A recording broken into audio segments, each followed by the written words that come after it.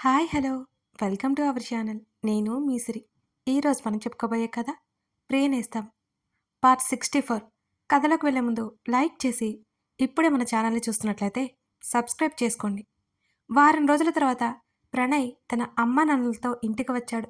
చూడగానే కామాక్షిని హత్తుకుని ఏడ్చేసింది ప్రవర్తిక. బుజ్జమ్మ, ఏంటిది? నేను వచ్చేసాను కదా, ఏడవకు అని ప్రవర్తిక నుదుటిన ముద్దు పెట్టుకుంది కామాక్షి. ప్రవర్తిక ముఖంలో సంతోషంతో పాటు ఏదో కళ కొట్టొచ్చినట్లు కనబడుతూ ఉంటే కామాక్షికి తృప్తిగా అనిపించింది. అమ్మా, నీతో ఏమైనా మాట్లాడిందా పిన్ని అని అడిగింది. లేదమ్మా, ముందే చెప్పారుగా, అక్కడికి వెళ్ళి వచ్చే వరకు ఫోన్ చేయడం కుదరదని అని ప్రవర్తిక తలనిమురుతూ చెప్పింది కామాక్షి. ఎలా ఉన్నావురా అని అడిగాడు శంకరం. చిన్నాన్న అంటూ శంకరాన్ని హత్తుకుంది. బావున్నాను చిరునవ్వుతో చెప్పింది. ఎలా ఉన్నారు బావు? కామాక్షి శంకరం ఇద్దరూ అడిగారు అర్జున్ని. ప్రణయ్ కోసం అప్పుడప్పుడు సిటీకి వచ్చిన శంకరం అర్జున్‌తో ఇంతకు ముందే చాలాసార్లు మాట్లాడాడు. వాళ్ళింట్లో వారిలో ఆయనకి అర్జున్ ఒక్కడే బాగా తెలుసు. బావున్నట్టు తల ఊపి చిన్నగా నవ్వాడు. ప్రణయ్, రూమ్ చూపించు అని వేరే రూమ్ చూపించి ప్రణయ్‌ని కృష్ణమూర్తి వాళ్ళ గదిలో ఉండమన్నాడు అర్జున్. తన పిన్ని, బాబాయ్ వచ్చినందుకు వంటలు చేయడంలో మునిగిపోయింది ప్రవర్తిక. కామాక్షి శ్రమ ఎందుకన్నా ప్రవర్తిక ఊరుకోలేదు. ఆమె ముఖంలో నవ్వు, సంతోషం చూసి తృప్తిగా ఫీలయ్యాడు అర్జున్. ప్రణయ్, రేపు ఉదయం నుంచి నేను ఆఫీస్‌కి వెళ్ళాలి. నువ్వు ఉంటావుగా అని అర్జున్ అన్నాడు. బాసే ఇలా అంటే మామూలు ఎంప్లాయ్ నేను. ఈ సంవత్సరమంతా సెలవులు తీసుకుంటూనే ఉన్నాను. వర్క్ ఫ్రమ్ హోమ్ అలాట్ చేయమని రిక్వెస్ట్ చేస్తానులే. నువ్వు వెళ్ళు. ఇప్పటికే ఎన్నో రోజుల నుంచి ఇంటి దగ్గరే ఉంటున్నావు. ప్రవీణ్‌ని చూసుకోవడానికి అమ్మా, నాన్న, నేను ఉన్నాం కదా అని అన్నాడు ప్రణయ్. ఆ మాటలకు నవ్వే సరే అన్నాడు అర్జున్. అపార్ట్మెంట్ బయట సెక్యూరిటీ గార్డ్స్ ఇద్దరిని ఎవరికీ తెలియకుండా అపాయింట్ చేశాడు అర్జున్. ఒకవేళ అతను అందుబాటులో లేని టైంలో ప్రవర్తికకి ఇబ్బంది రాకూడదని అతని ఆలోచన. సీతమ్మ వచ్చిన తర్వాత ఆవిడ కూడా మాట్లాడింది కామాక్షి. మంచి మంచి రోజు చూసుకొని పెళ్లి చూపులకు వస్తాం అంటున్న కామాక్షి మాటలకు ధైర్యం వచ్చేసింది సీతమ్మకి. ఆ రోజు రాత్రి అందరూ భోజనాలు చేసి ఎవరి గదుల్లోకి వాళ్ళు వెళ్ళిపోయారు. అర్జున్ భుజం మీద తల పెట్టుకుని పడుకుంది ప్రవర్తిక. ఏవండి, ఎందుకో గాని చాలా కంగారుగా ఉంటోంది అని తల ఎత్తి అర్జున్ వైపు చూసింది ఆమె. నువ్వు ఏ విషయం గురించి ఎక్కువ ఆలోచించకు. నువ్వు హ్యాపీగా ఉండు. నీకే టెన్షన్స్ లేవని గుర్తుపెట్టుకో. మీ అమ్మను క్షేమంగా తీసుకొచ్చే బాధ్యత నాది. మీ నాన్న మహాముదురు, జాదు. అడ్రస్ లేకుండా తీసుకెళ్ళిపోయాడు. మీ నాన్న వెనుక ఉన్నది ఎవరో తెలిస్తే కొంచెం ఈజీ అవుతుంది. మావయ్య ఇన్ఫ్లుయెన్స్ యూజ్ చేసి మీ నాన్నని వెతికే మార్గంలోనే ఉన్నాం. బట్ దొరకట్లేదు. దొరికాక ఉంటుంది. అప్పటినుంచి నేను నువ్వు ప్రిపేర్ చేసుకో ఇప్పటినుంచి అని ఆమె తల నిమురుతూ అన్నాడు అర్జున్. భారంగా మారిపోయిన మనసుని కుదుటపరుచుకునే ప్రయత్నం చేస్తోంది ప్రవర్తిక. తన తండ్రి ఎంతకీ మారడని అర్థమైపోయింది ఆమెకి. కానీ అన్యాయంగా తన తల్లిని ఏం చేస్తాడో అనే భయం ఉంది. నేను రేపటి నుంచి ఆఫీస్‌కి వెళ్తున్నాను అని అన్నాడు అర్జున్. అప్పటికే తన కోసం 3 నెలల నుంచి ఇంట్లోనే ఉంటున్నాడతను. వద్దని అనలేకపోయింది. అలాగే అన్నట్టు తల ఊపి నవ్వింది. వెళ్ళమంటావా అని అడిగాడు అర్జున్. వెళ్ళండి అని అంది అతన్ని ఇబ్బంది పెట్టలేక. మీ వాళ్ళు రాగానే నన్ను వెళ్ళిపో అంటున్నావా అని అర్జున్ రివర్స్ అయ్యాడు. ఆశ్చర్యంగా నోరు తెరిచి అతన్ని చూసింది. నవ్వు దాచుకుంటూ సీరియస్‌గా ముఖం పెట్టాడు అర్జున్. నేనెందుకలా అనుకుంటాను అని ముఖం నల్లగా పెట్టుకుంది ఆమె. అంతకుముందు వెళ్తాను అంటే వద్దు అనేదానివి.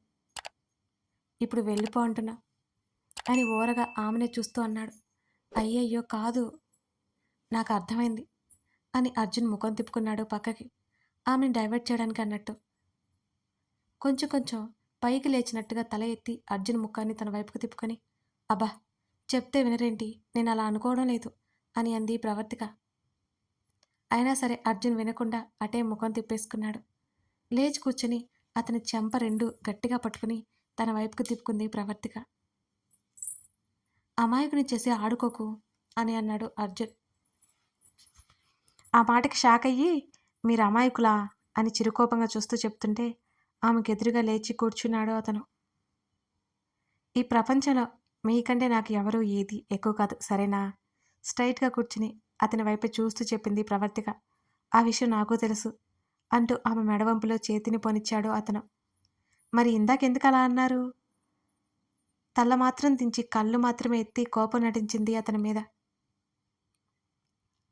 నీ మాటలు ఇంకా ఇంకా వినాలని అంటూ ఆమె చేతి మీద నుంచి భుజం వరకు పెదవులతో తడుముతుంటే పరవశంగా కళ్ళు మూసుకుంది ప్రవర్తిక.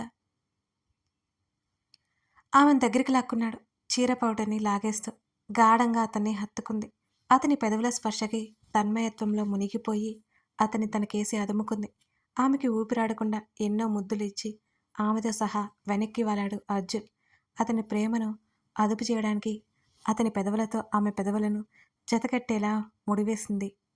అతనిలో ప్రేమ ఇంకా ఎక్కువైపోయి ఉక్కిరిబిక్కిరి చేశాడు ఆమెని. ఇరువురి దుస్తులు బిక్కుబిక్కమంటూనే నేలం చేర ఇరు శరీరాలు ప్రేమగా అల్లుకున్న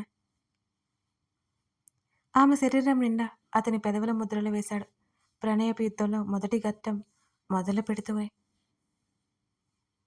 ఏమాత్రం వేడలేనంత దగ్గరైపోయారు ఆ ఇరువురు.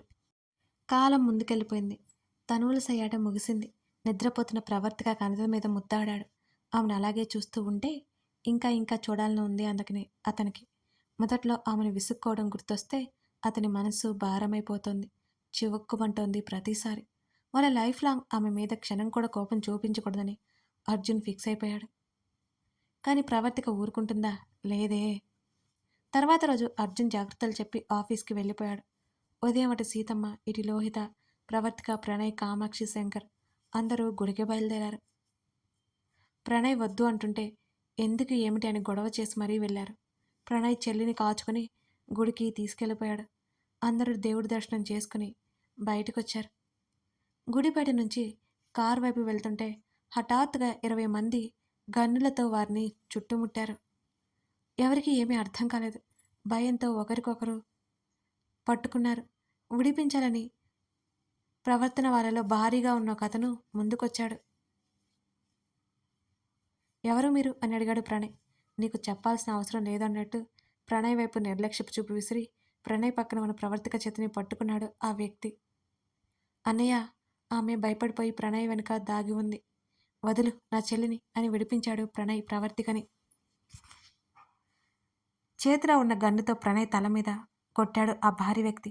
క్షణిక కాలంలో జరిగిన ఆ పనికి అందరూ బిగుసుకుపోయారు. ప్రవర్తికని లాక్కుని వెళ్తుంటే వాళ్ళని అడ్డుకునే ప్రయత్నం చేశాడు ప్రణయ్. ఆ భారీ వ్యక్తిని కాళ్ళతో వెనక నుంచి వీపు మీద తన్నాడు. అతన్ని ముందుకు పడ్డాడు. మిగిలిన వాళ్ళు కూడా వాళ్ళని అడ్డుకునే ప్రయత్నం చేశారు. ప్రవర్తిక చేతిని పట్టుకుని పరిగెత్తాడు ప్రణయ్ ముందుకి. ఆమె భయంతో వణికిపోతోంది. పరిగెత్తలేక పరిగెడుతోంది. మిగతా వాళ్ళని కొట్టిపడేశారు. స్పృహ తప్పి పడిపోయారు. ప్రవర్తిక, ప్రణయ్ వెళ్ళిన వైపు పరుగు పెట్టారు ఆ నలుగురు వ్యక్తులు. ఆ గుడి ముందు అంతా గందరగోళంగా వాతావరణం నెలకొంది. రవి, పారిపోరా, నేను వీళ్ళని అడ్డుకుంటాను అంటూ పరిగెడుతూనే చెల్లెలి చేతిలో ఫోన్ పెట్టి సేఫ్గా చేరి అర్జున్కి కాల్ చేయి అని అన్నాడు ప్రణయ్. వద్దన్నయ్య వద్దు, నువ్వు కూడా రా నాతో అని ఏడుస్తోంది ఆమె. రవి, నువ్వు వెళ్ళిపో, నా మాట విను. మనం ఎలాగైనా తప్పించుకుని అర్జున్ దగ్గరికి చేరాలి. వాళ్ళ టార్గెట్ నువ్వే కాబట్టి నువ్వు సేఫ్గా ఉంటే చాలు. మేమందరం సేఫ్గానే ఉంటాంరా, నువ్వు వెళ్ళు. లేకపోతే నువ్వు దొరికితే నిన్ను పెదనాన్న తీసుకెళ్ళిపోతారా. వెళ్ళరా బ్రతిమాలాడు ప్రణయ్. వద్దు అంటున్న ప్రవర్తిక చేతులని వదిలేశాడు. ఆమె ఏడుస్తోంది. ప్లీజ్ రా, పరిగెత్తు. గట్టిగా అరుస్తూ ఆగిపోయాడు. కన్నీళ్లతో తన అన్నయ్య చూసుకుంటూ పరిగెత్తింది ప్రవర్తిక. ప్రవర్తిక వెళ్ళిపోయిన తర్వాత వెనక్కి తిరిగాడు ప్రణయ్. ఒకేసారి నలుగురు దూసుకొచ్చారు అతని వంక. అప్పటికే లోహిత అర్జున్కి కాల్ చేసింది. ఎవరూ చూడకుండా. అన్నయ్య, వదిన వదిన అని ఏడుస్తోంది ఆమె. లోహిత కుర్చీలో నుంచి కంగారుగా పైకి లేచాడు అర్జున్ ఏమైంది అన్నట్టుగా. అన్నయ్య, మేము గుడి దగ్గర ఉన్న వదిన వెంటపడుతున్నారు వాళ్ళు అని ఏడుస్తూ చెప్పింది ప్రవర్తిక. అర్జున్కి కాళ్ళు చేతులు ఆడలేదు. ఏం మాట్లాడుతున్నారా అని గబగబా బయటకొచ్చాడు అర్జున్. అన్నయ్య, మేము గుడికి వచ్చాం. వదిన కోసం ఎవరో వచ్చారు. ప్రణయ్ వదినతో పాటు వెళ్ళారు. వాళ్ళ దగ్గర గన్నులు కూడా ఉన్నాయి. నాకు భయంగా ఉంది. త్వరగా వచ్చే అన్నయ్య. మన ఫ్లాట్కి దగ్గరగా ఉండే గుడి అని నీరసంగా చెప్పింది లోహిత. కళ్ళు తిరిగి అక్కడే పడిపోయింది ఆమె. అప్పటికే అర్జున్ జీప్ స్టార్ట్ చేసి హలో హలో అంటున్న లోహిత రెస్పాండ్ కాలేదు. భయం వేసింది అర్జున్కి. లోహితకి ఏమైందో అని ఫాస్ట్గా జీప్ని ఉరికించాడు ముందుకి. ఎంత కాదని అక్కడికి వెళ్ళడానికి కనీసం గంటైనా పడుతుందని అతనికి తెలుసు. హెల్ప్ చేయమని కమిషనర్‌కి కాల్ చేశాడు అర్జున్. కానీ కమిషనర్ బిజీగా ఉన్నాడని పిఏ చెప్పి కాల్ కట్ చేశాడు. అర్థమైపోయింది అర్జున్‌కి. మొత్తం బ్లాక్ అయ్యారని. అర్జున్ ప్రవర్తిక కోసం ఏర్పాటు చేసిన సెక్యూరిటీ గార్డ్స్, ప్రణయ్ ముగ్గురు కలిసి ఆ నలుగురిని అడ్డుకోవడానికి ప్రయత్నం చేస్తున్నారు. కానీ వాళ్ళు 10 మంది కంటే ఎక్కువ ఉండడం వల్ల మరో ఇద్దరు ప్రవర్తికని వెంబడించారు. శరీరంలో శక్తి లేనట్టయిపోయింది. పరిగెత్తుతున్న దూరం తరగట్లేదు ఆమెకి. తల తిరుగుతున్నట్లు అనిపించింది ఆమెకి. అర్జున్‌కి కాల్ చేసింది. అక్కడికే బయలుదేరిన అర్జున్ కాల్ లిఫ్ట్ చేశాడు. ప్రణయ్ అని అర్జున్ ఆతృతగా పిలుస్తుంటే, ఏవండీ ప్రవర్తిక గొంతు వినిపించింది. ప్రవర్తిక గొంతు వినగానే అర్జున్ రిలీఫ్ ఫీల్ అయ్యాడు. ప్రవర్తిక ఆతృతగా పిలిచాడు అతను. ఏవండీ వీళ్ళెవరో వచ్చారండి. మీరు త్వరగా రండి. నాకు భయంగా ఉంది. మీ నుండి దూరం చేసేస్తారు అని చీర తట్టుకుని ముందుకు పడింది. అమ్మా! అంటూ గట్టిగా అరిచింది ప్రవర్తిక. అర్జున్ జీప్ బ్రేక్ పడింది. భయంతో అతని చేతులు వణికాయి. ప్రవర్తిక! ప్రవర్తిక! భయంతో అర్జున్ గట్టిగా అరిచాడు. ప్రవర్తిక ఏడుస్తోంది. ఎవరో లాక్కెళ్తున్నారు. ఆమె వదలమని గింజుకుంటోంది. ఇంకొక క్షణం ఆలస్యం చేయకుండా జీప్‌ని ముందుకు కదిలించాడు అర్జున్. కాసేపటికి ప్రవర్తిక మాటలు వినిపించలేదు. ఆమె తనకి దూరంగా వెళ్ళిపోతుందనే బాధ ఎక్కువైపోయింది అర్జున్‌లో. గుడి దగ్గరికి రాగానే జీప్ ఆపి లోపలికి పరిగెత్తాడు అర్జున్. శంకరం, కామాక్షి, సీతమ్మ ఒక చోట పడిపోయి ఉన్నారు. గుడిలో ఎవరూ లేరు. ఎటోళ్ళటు వెళ్ళిపోయి ఉన్నారు. కంగారుగా వాళ్ళ దగ్గరికి వెళ్ళాడు అర్జున్. ఒక్కొక్కరిని లేపినా ఎవరూ లేవలేదు. భయం తారాస్థాయిలో ఉంది అర్జున్‌లో. అన్నయ్య! లోహిత పిలుపు వినిపించి పక్కకి చూశాడు. ఒక చెట్టుకి ఆనుకుని కూర్చుంది. లోహిత దగ్గరికి పరిగెత్తాడు అర్జున్. లోహిత అంటూ ఆమె ముందు కూర్చున్నాడు.